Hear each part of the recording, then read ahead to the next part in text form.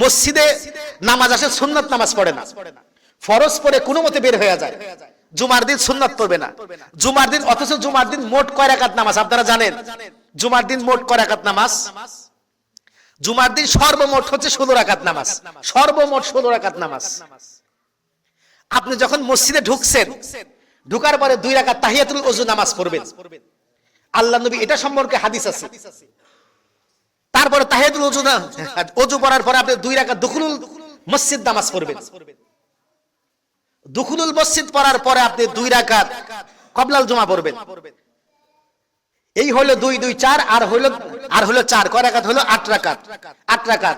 তারপর আপনি 2 রাকাত ফরজ পড়বেন, 10 রাকাত। তারপরে 4 রাকাত বাদাল জুমা পড়বেন। তারপরে 2 রাকাত শুকরিয়াতার নামাজ পড়বেন, এটা ভেবে যে আল্লাহ আমাদেরকে মসজিদে আনলেন সুস্থ অবস্থায়, সুস্থভাবে। আজকে জুমার দিন, দোয়া কবুলের দিন, আজকে গুনাহ মাফের দিন।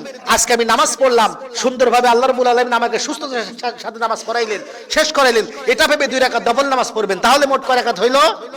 16 রাকাত শুকরিয়াতার নামাজ। এই হচ্ছে 16 রাকাত নামাজ, যা আমরা আগে থেকে সলফে সালিন থেকে ধারাভাবে চলে আসছে। কিন্তু ইদানিং কোন একটি সম্প্রদায় এসে শুধু 2 রাকাতের মধ্যে ঠেকাইছে। বাদাল জুমা নাই, তারপর কবলাল জুমা নাই, এরপর তাহিয়াতুল ওযু নাই, তারপর দুখুলুল মসজিদ নাই, মানে এগুলো কিছুই নামাজ নাই, শুধু সালাম ফিরে চলে যায়।